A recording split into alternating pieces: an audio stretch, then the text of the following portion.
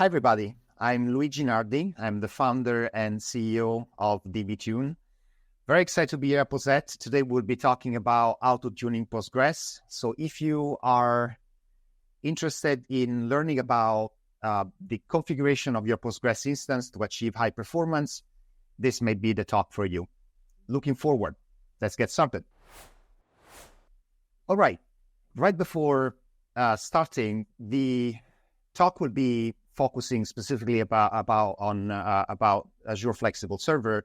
And this is a topic I liked talking about in the past as well, but this will be focusing specifically about the database as a service run by Microsoft, and we'll give some insights specifically on that part.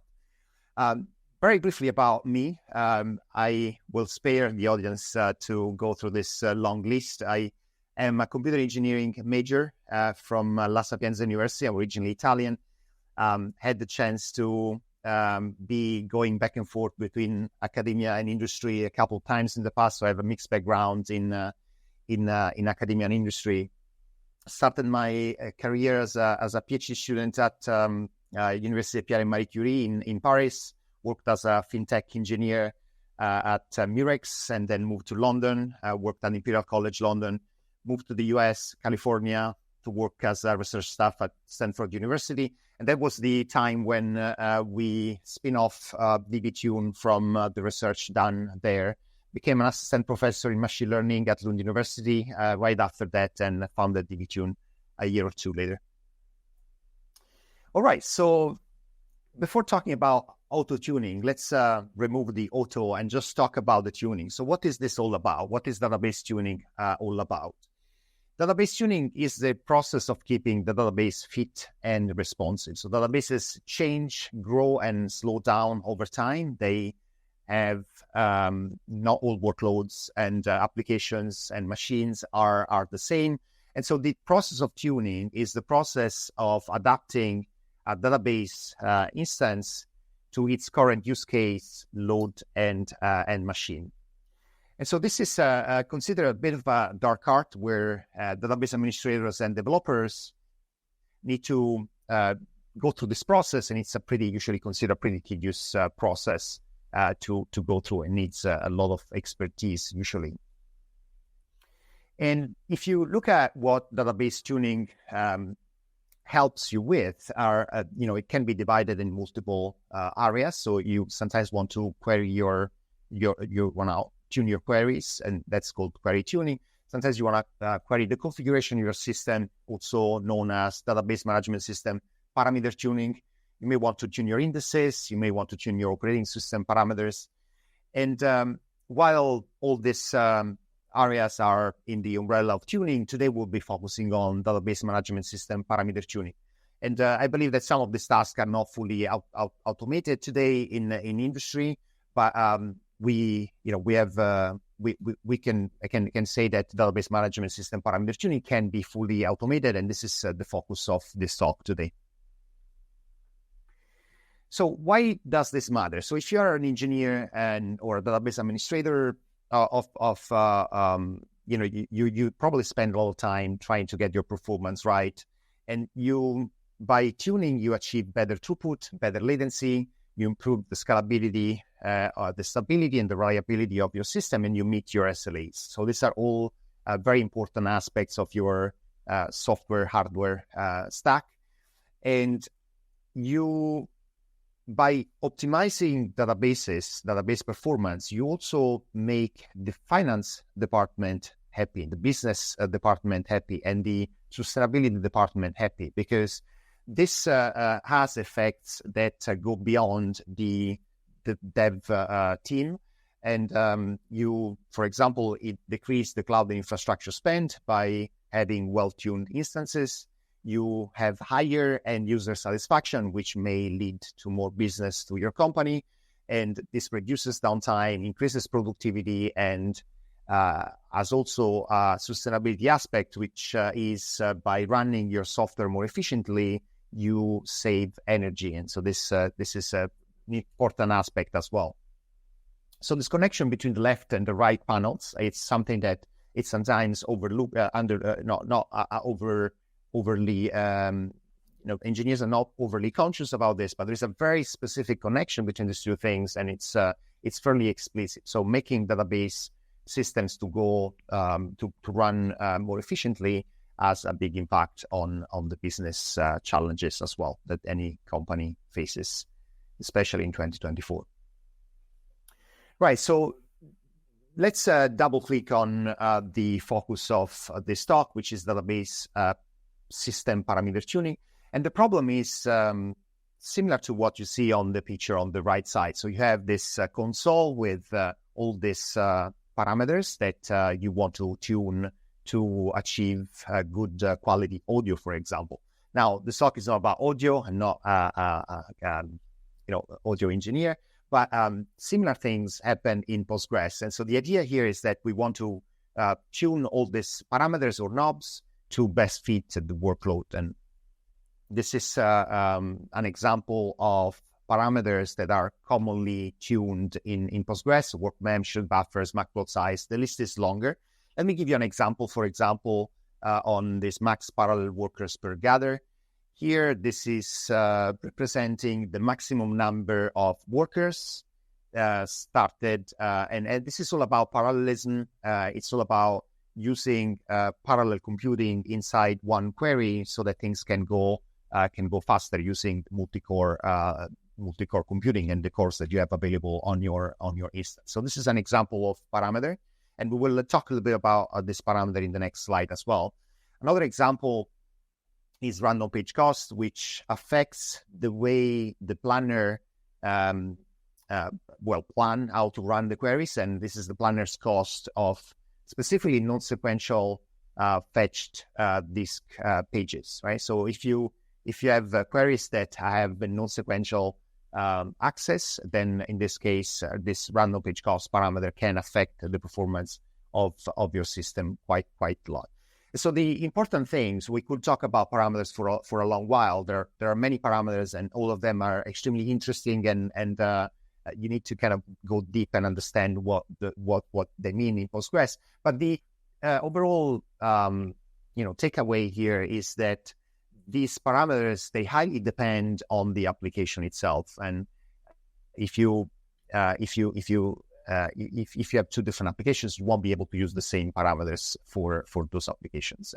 And here I would like to give an example and try to quantify this slide what that means. So I'm using again these two parameters: max parallel workers per gather and random page cost. And here the idea is that we are tuning for average query runtime, which means that lower the better. So you want to get this milliseconds to go down. So latency gets better when it gets smaller, right? And so if you look at the picture here on the left side, we have the two parameters on the X and Y axis. And on the vertical axis, we have the milliseconds that vary in a logarithmic scale from 1 to 8. So if you look at the minimum and the maximum, you have roughly 8x improvement or decrease in performance, depending on how you set these parameters, right? And what is interesting here is that if you get random page cost right, you really go quite far, because you see that if you manage to identify this area here with random page cost, which is perhaps 0.5 or 1.5, perhaps even 2.5, you move away from the higher levels of random page cost, then you already get a pretty good performance. You go from this 8 milliseconds to something that looks more like 2 or a little more than 2 milliseconds. But if you want to really nail the performance to the best value, then you also need to make sure that max parallel workers per gather gets into this region. So you need to identify this little corner here.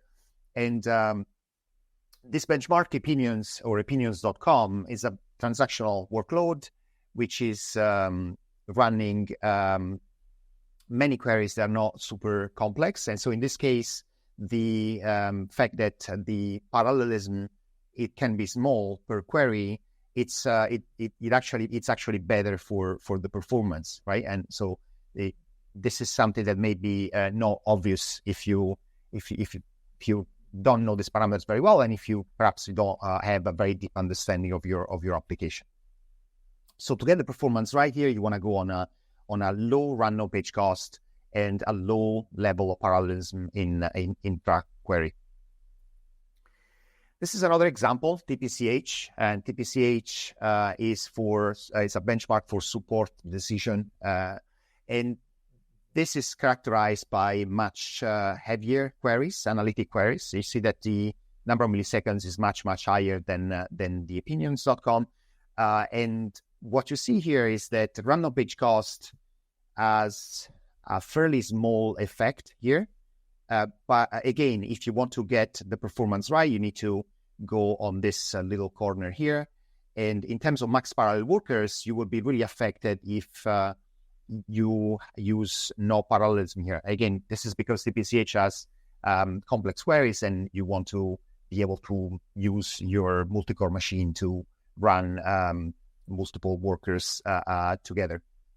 So you see that in this case, the bottom left corner is the one that really provides the best performance. And the performance level here can go from about 2,000 milliseconds all the way up here to almost more than 10,000. So this is a pretty wide range. And what this example shows is that you need to be able to explore these two parameters in a way that you get the performance right. And sometimes what works for one, it's not what works for the other one. All right. If you look at the trend in Postgres, we've seen that the number of parameters in Postgres is increasing over time in a linear fashion, and it's increasing just a little bit every now and then. And over the years, in 18 years, this increased by 2.5x. We have more than 300 parameters in Postgres to date. Now, not all those parameters are important for performance, and I will claim that perhaps 20 or fewer than 20 have a real impact on performance. And so this is not as bad as this picture shows. But if you focus on the complexity of this problem and you focus perhaps on just 12 parameters here, so on the x-axis I have the number of parameters. If you focus on the number of parameters here on the x-axis, you see that even with just 12 parameters, you really get on a complexity which is 1 trillion possible configurations of the system, which is of course quite challenging. Imagine if you're doing this manually, it would be very challenging. And as a human being, I really struggle imagining how big these numbers are. But these are very large numbers, and this is a combinatorial optimization problem we're trying to solve here. And by increasing by 1 the number of parameters, going from 12 to 13, for example, you will go to a level of complexity which is roughly 10 trillion possible configurations. So this very quickly grows, and it can become really not really easily to manage. Right, so how is parameter tuning tackled today by database administrators and developers? So the status quo is to doing this tuning manually. So this may take quite a long time. You need to be an expert, and it can be ineffective in the sense that you may need to tune again in a week. Maybe there are seasonal workloads, and those workloads would be different, and you need to reconfigure your system again after a little while. And I like to use the tuning guru, my colleague Magnus Sagander, who is Postgres core team member and president of Postgres, who has been working with us for a few years, and he has been working on performance tuning for about 2 decades now, and is really my expert and my go-to tuning guru for this type of things. Of course, Magnus can perhaps do this faster than the average person, but you need someone like Magnus or someone that has a lot of experience doing this to solve this problem manually. So it's very challenging to find right people that can solve this problem effectively and efficiently. And of course, if you have a fleet of 1,000 databases, doing manual tuning may be really challenging. So how do you do that on a large fleet? That's challenging. A different category is heuristic approaches. Heuristic approaches are interesting because they automate some of the things that a person like Magnus will do. So they have some rules, and they apply these rules based on your RAM size, how much memory do you have, what type of disk do you have, how many cores do you have. And so based on that, they will give you some configuration of the system which reflects this machine size. And this, of course, suffer from similar problems than the manual tuning here. They will be limited by the fact that the solution is provided just based on the machine size, which is a bit of a limiting factor because you don't have enough information to really provide the solution which is bespoke to your application, right? And that's the limitation of these approaches, but they're great. And some of these tools, like for example, PGTune, is open source and can be used out there. There are this Postgres configurator as well by Cybertech, which is just a great tools. But they only get you, a certain level of performance, and they're limited by those factors. And then there is the third category, and the third category is this ideal solution which learns by observation and automatically tunes your database instance. The way this is done is that this solution adapts to changing workloads, and this is the ideal solution because you're now observing not just the machine model, but also what's actually running on the machine. So the application is taken into consideration now, and this is a feedback loop that eventually gets you to potentially the best performance automatically, right? So this new approach is the one that we are focusing on at DBTune, and we believe that this can be done in a very effective way. Right. So the question, how often do you tune? And this is a question that depends on the frequent changes of your database instance. That you can look at how often your workload changes. For example, if your queries are changing very often, if your application is changing. For example, if you're still developing the application and changing features a lot, then your workload will change quite dramatically over time. Your database can grow over time, and we have colleagues, for example, have alpha terabyte of additional size in the database every 6 months, and then that's kind of the rate of growth of the database, and this is not really uncommon these days. If you're scaling your cloud instances up and down, of course, you need to retune because now you have a different hardware that is supporting your application, and that hardware needs to be taken into account. And so these are frequent changes. And on the infrequent changes, in case you're migrating from on-prem to the cloud or vice versa, if you're moving from Oracle to Postgres, if you're upgrading your version of Postgres, perhaps you're upgrading every year, every other year, you want to perhaps also do tuning again because effectively you're running on very different systems now. In practice, though, what we've seen out there is that people have a very reactive approach to tuning. And reactive means that when something really goes wrong, then they try to fix it. And so you basically see the performance, going down to a point where it really becomes a problem for the business. And then at that point, database administrators and developers jumps in and fix this tuning aspect and bring the performance up again. And this slowly goes down again. And so it's not proactive in the sense that they're not actively changing the configuration of the system regularly, but they wait until something goes wrong. And we would like to propose a more proactive approach with the third category I was mentioning before. So this is very often looked then once or twice a year, so very, very infrequently. Often engage expensive external resources and experts like Magnus, for example, I was mentioning before. And different workloads are often not really treated differently. Sometimes they are, but it's difficult to capture something that also varies over time.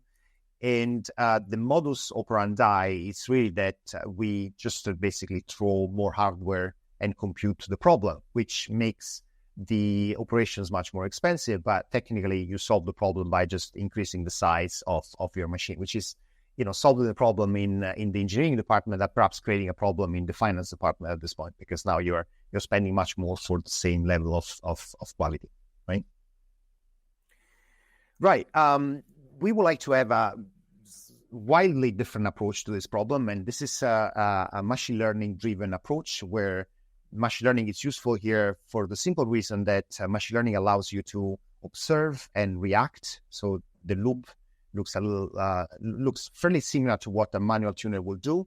So manual tuning, changing something, observing, and then incorporating this information in some sort of like mental model of what's going on in the performance of the system, and try to mimicking that behavior of manual tuning with machine learning is possible, because machine learning will learn a probabilistic model of the performance response surface of the system, and that performance response surface can then be used to optimize the system. So make decisions, sequential decision making that will allow you to mimic a manual tuner in a way that you will eventually converge into an optimal configuration of the system.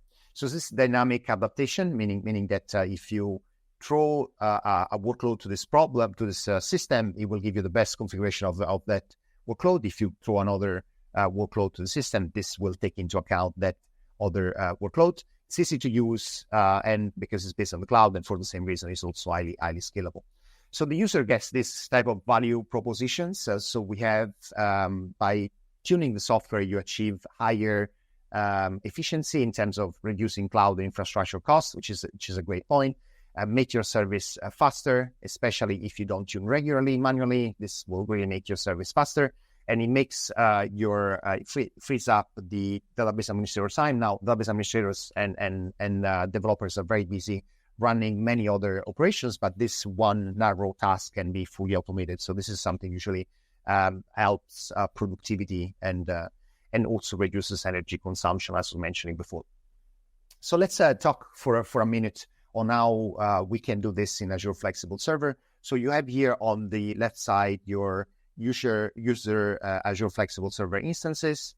And on this side, you have the machine learning optimizer and the DBTune open source agent that is running over here. Technically, this can also run on an instance that is managed by you directly. So this is an open source agent, can be analyzed and audited. And the way this works is that this open source agent connects to the Azure Flexible Server instance through the Azure CLI and through the Azure Monitor. So the Azure CLI will be used to change the configuration of the system, and the Azure Monitor will be used to monitor the performance of the system. So things like latency, throughput, and also things that are more related to the system, CPU and usage, memory usage, and things like that. And so this can then be connected back to the open source agent, which has this actuator, which is the one that commands the change of the system. And here we are only changing the pgconf file of the Postgres instance. So we're not changing the SQL queries, for example. We're not changing the other things that are part of the database as a service. We're really focusing on changing the configuration. So this is an active approach where we actively changing the instance, but we're not changing many of the things that are part of that system. We're only changing the configuration. And technically, the monitoring doesn't need to report anything related to the tables or the metadata of the tables. We're only interested in looking at performance-related metrics, which are then reported back. So the optimizer is recommending a configuration here. The system runs for a while. The Azure Monitor monitors. This is all reported back. The monitor monitors, and then the machine learning optimizer gets better and better at modeling what's going on the left side, and eventually will converge into an optimal configuration of the system. So this is an iterative approach, and over a number of iterations, you get to converge to the optimal configuration. So this is the overall high level. Of course, the system has a number of details. I would like to maybe talk a little bit about that, but let's focus for a second on the type of performance you can get. So here we're getting a TPCC benchmark. Here it's time in minutes on the x-axis, and you have the performance transactions in seconds. So here we are optimizing for throughput specifically, so higher the better. And here we're using the Flexible Server D8 DS. This is a baseline, and you see that if you run on that baseline TPCC, you will get about 550 transactions per second. So now if you double the size of that instance and use the D16DS, you get roughly double the size of the instance, and you basically double the size of the instance, you get double the performance, which is great. But of course, that is a more expensive instance. And if you use PGTune, this also improves the performance by a pretty good margin here. But if you use DBTune, the solution looks quite different. DBTune will start from the same performance as the D8DS It's running on D8DS, and it will go and go up and down, trying different configurations, and eventually providing solutions that are high performing. And so this feature should have been let run longer, but the final performance will be as good as this, and it would be basically flat with, of course, oscillation and noise. It's always present in this type of machines and cloud experiments, but you then get a performance which is 1,300 transactions per second, which is roughly 2.5x better than this one. So the interesting thing here is that you're running on a small instance, but you're getting a 2.5x improvement in performance in terms of throughput with respect to the baseline, right? Which is great.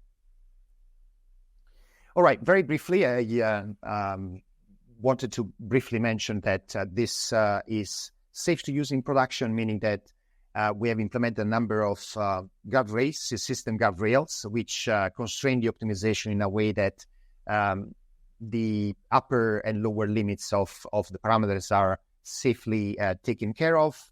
There is monitoring with respect to memory that is always there, and we monitor the fact that the memory shouldn't be used above a certain level during the tuning, so that we can quickly revert back to a potentially safer configuration if needed. And the last thing is that we observed that oscillation in performance during the tuning, but the oscillation is constrained in a sense that when we observe a lower level performance, we exit that configuration and go in a different configuration that is more stable in terms of performance. So these are all mechanisms are automatically taken care of from the system that was engineered with this domain-specific knowledge that is useful when you run in production systems. So there's an interesting blog that was written by our colleagues at Stormatics, where they run an independent evaluation of DBTune. I think this is quite interesting to see the type of performance gains that you can achieve, and also some comparison with respect to manual tuning. And this is a pretty interesting take on this. You can try this on self-managed instances today. The Postgres flexible server integration, it's not available yet, but if you want to play around with the system, you can create an account and try it out by yourself from today. This is all I have for today. Thank you very much for listening, and looking forward for the Q&A.